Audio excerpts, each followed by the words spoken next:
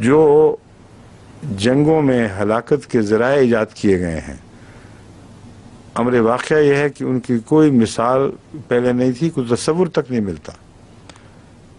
2 جنگوں میں سے گزر چکے ہیں، لیکن ابھی رزق جاری ہے، جس کا مطلب یہ ہے کہ سزا اپنے کمال کو نہیں پہنچی۔ وہ سزا جب اپنی تکمیل کو پہنچے گی، جس کا ذکر کیا جا رہا ہے، تو پھر رزق والے معاملے پیچھے تاریخ کا حصہ بن جائیں گے، اور وہ ابھی آنے والی ہے۔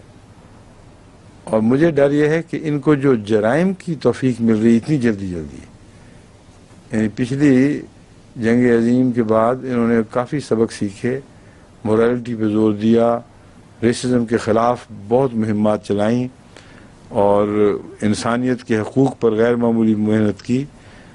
اور جب سے رشیا کا کلیپس ہوا ہے، اتنی جلدی یہ سبق بڑھانے لگ گئے ہیں کہ شاید ہی دنیا کی تاریخ میں کسی قوم نے اتنی محنت سے کمائے ہوئے سبق اتنی آسانی سے بھلا دیے ہوں۔ یہ ڈر والی بات ہے۔ اس سے پتہ چل رہا ہے کہ ضرور وقت قریب آ رہا ہے۔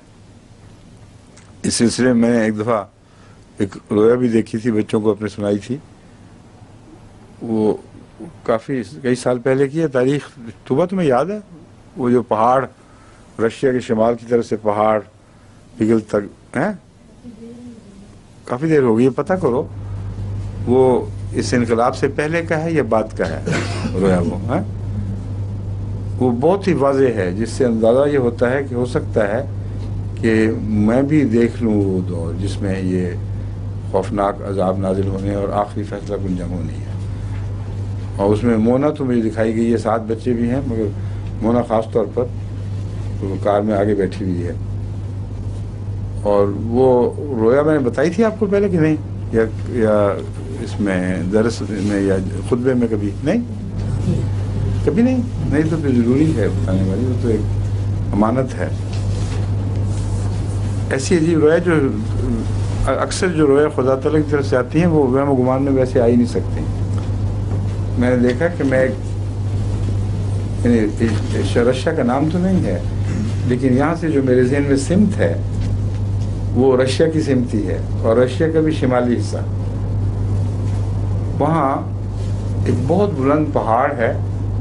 میں وہاں کھڑا ہوں، اور وہ جو ماہرین ہیں زمین کی ساخت کے، جیولوجسٹ، کیسے بنی، آئس ایجز کیسے آئیں، کیسے پگھلیں، ان میں کوئی ایک چوٹی کا ماہر ہے جو مجھ سے سبق لینے کے لیے وہاں میرے ساتھ کھڑا ہے، اور مجھے کہتا ہے کہ مجھ سے پوچھنا چاہتا ہے کہ آئس ایج کس طرح تبدیل ہوتی ہے، اور کس طرح اس کے بعد پھر دوسری عمر آیا کرتی، دوسرا زمانہ آیا کرتا ہے۔ تو وہاں سب برفیں جمی ہوئی ہیں، اور سڑکیں سی بنی ہوئی ہیں، اور نالیاں بھی سب جمی ہوئی ہیں۔ وہ چوٹی ہے لیکن پھیلی ہوئی چوٹی، جس پہ سطح مرتفع جیسا ہوتی ہے، اس کو میں ساتھ لے کے چلاتا ہوں۔ دیکھو یہ سب برف جمی ہوئی ہے نا، یہ ساری یہاں سے جاتے ہیں، یہ دیکھو یہ کنارہ، یہاں پہنچ کر یہ جو برف کا دباؤ ہے، یہ پانی کو آخر برف کو پگھلا دے گا، اور یہاں سے پھر پانی بہنا شروع ہوگا، اور پھر تیزی کے ساتھ یہ عمل بڑھ جائے گا، اور ایک دفعہ جب شروع ہوا تو پھر یہ ساری برف پگھل کے تو پانیوں میں تبدیل ہو جائے گی، اور ایج بدل جائے گی جو تم چاہتے ہو۔ اب مجھے تفصیل یاد نہیں رہی، اس وقت میں نے بتائی تھی جو بچوں کو، بیوی بھی تھیں اس وقت، اتنی واضح تھی، بڑی دلچسپ تفصیل، اگر لکھ لیتا تو اچھا رہتا۔ تو اس کو میں سب سمجھا کر کہتا ہوں کہ یوں برفیں پگھلا کرتی ہیں، یوں آئس ایج یعنی برف کا زمانہ نسبتاً گرم زمانوں میں تبدیل ہو جاتا ہے۔ تو وہ تعجب سے میری طرف دیکھتا ہے، کہتا ہے درست ہے یہ بات، اب مجھے سمجھ آئی ہے۔ حالانکہ جیولوجسٹ وہ ہے، اور بات بڑی سادہ سی ہے، لیکن صاف پتہ چلتا ہے کہ روحانی تبدیلی کی طرف اشارہ ہے۔ یعنی لوگ منجمد ہیں، کوئی ان میں گرمی نہیں ہے، کیسے ہوگی؟ اس کے بعد میں وہاں سے نیچے اترتا ہوں، تو نیچے ہماری کار کھڑی ہے، اس میں سامان لدا ہوا ہے جیسے سفر کی تیاری ہو، اور بی بی وغیرہ بیٹھے ہوئے ہیں، مونا بھی اگلی سیٹ پہ ہے، پیچھے سامان ومان بچے طوبہ وغیرہ سب پیچھے بھرے پڑے ہیں. تو میں یہ دیکھتا ہوں کہ وہ جو رشیا کے پہاڑ ہیں وہ برف پگھلنے کی بجائے، پہلے برف کا پگھلا ہوا نظارہ تھا نا، وہ چھوٹے پیمانے پر تھا.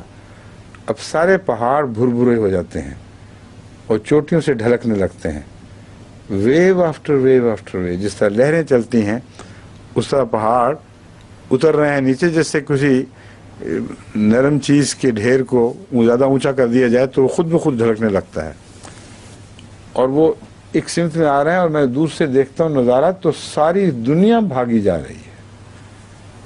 اس قدر پینک ہے، قیامت آئی پڑی ہے. اور دیکھتا اس سمت میں ہوں جس طرف یورپ کا باقی حصہ ہے، اور لوگ چھوڑ کے دوڑ رہے ہیں. اور لگتا ہے کہ اب یہ جو بھرتے ہوئے پہاڑ ہیں یہ ہر چیز کو اپنی لپیٹ میں لے لیں گے. اب اس وقت ہمارے ساتھی جو ہیں ان میں بھی مجھے تھوڑی سی گھبراہٹ ہوتی ہے کہ کیوں نہیں میں اب جلدی چل رہا. میں ان سے کہتا ہوں کہ مجھے کوئی فکر نہیں ہے، کیونکہ اللہ تعالیٰ نے وہ رستے بنائے ہوئے ہیں جن سے میں آرام سے نکل جاؤں گا، اس لیے کوئی گھبراہٹ نہیں. تو آرام سے بیٹھو، تیاری کرو، اور دروازے بند کر کے پھر ہم کار سٹارٹ کرنے لگتے ہیں تو بخواب ختم ہو گئی. اس سے میں یہ سمجھتا ہوں کہ وہ جو جنگ عظیم آئے گی آئندہ، اس میں کوئی دھماکہ رشیا کی طرف سے پہلے ہوگا، کوئی آغاز وہاں سے شروع ہوگا. اور پھر جس طرح پہاڑ بھرتے ہیں، مجھے بعد میں خیال آیا کہ یہ تو قرآن کریم نے جو یہ فرمایا ہے سورہ طٰہٰ میں، وَيَسْأَلُونَكَ عَنِ الْجِبَالِ قُلْ يَنْسِفُهَا رَبِّي نَسْفًا وَيَذَرُهَا قَاعًا صَفْصَفًا. تو یہ تو اس کی تعبیر ہے بالکل، اور وہ کھلا منظر ہے آئندہ قوموں کی ترقی اور ان کے تنزل کا. اور اسلام کے رستے میں جو حائل ہیں وہ پھر اسلام قبول کرنے کے لیے آمادہ ہوں گے جب وہ ان کے تکبر ٹوٹ جائیں گے. تو یہ رویا دراصل اسی کی تفسیر ہے، کس طرح پہاڑ بھرتے ہیں اور کس طرح وہ لیول ہونے لگتے ہیں. تو ہو سکتا ہے آغاز رشیا ہی کی طرف سے ہو کسی وجہ سے. ابھی تک تو دوستیاں ہیں لیکن ظاہری دوستیاں، حقیقی دوستی کوئی نہیں ہے. کوئی ایسا واقعہ ہو جائے، وہاں اندرونی انقلاب آ جائے، سخت گیر لوگ دوبارہ حاکم ہو جائیں، کوئی اور ایسا واقعہ ہو جس کے نتیجے میں پھر وہ دھماکہ ہو جائے. تو یہ احتمالات سب احتمال نہیں بلکہ یقیناً ہونے والی باتیں ہیں جو آئندہ زمانے میں ہوں گے. اب اللہ بہتر جانتا ہے ہم دیکھیں گے یا بعد میں لوگ آنے والے دیکھیں گے، لیکن انہوں نے مٹنا تو ہے ہی. یہ وہ آیت ہے جو اپنی جگہ اس کی الگ پیشگوئی فرما رہی ہے. وَمَن يَكْفُرْ بَعْدُ مِنْكُمْ، بس جو بعد میں تم میں سے کوئی انکار کرے گا، فَإِنِّي أُعَذِّبُهُ عَذَابًا لَا أُعَذِّبُهُ أَحَدًا مِنَ الْعَالَمِينَ، پھر میں اسے ایسا عذاب دوں گا کہ جب سے زمانہ بنا ہے کبھی کسی اور قوم کو ایسا عذاب نہیں دیا گیا. اور واقعتاً جو ایٹامک وارفیئر ہے، جو جس میں ایٹامک سٹاسفے ہو جاتا ہے، یہ ہولوکاسٹ، اس کا تو کوئی جواب ہی نہیں. ویسے تو دنیا نے کوئی چیز دیکھی نہیں، مگر یہ بھی خوشخبری ہے کہ احمدیوں کو اللہ بچا لے گا. رستہ رکھا ہوا ہے جس رستے سے وہ نکل جائیں گے انشاءاللہ.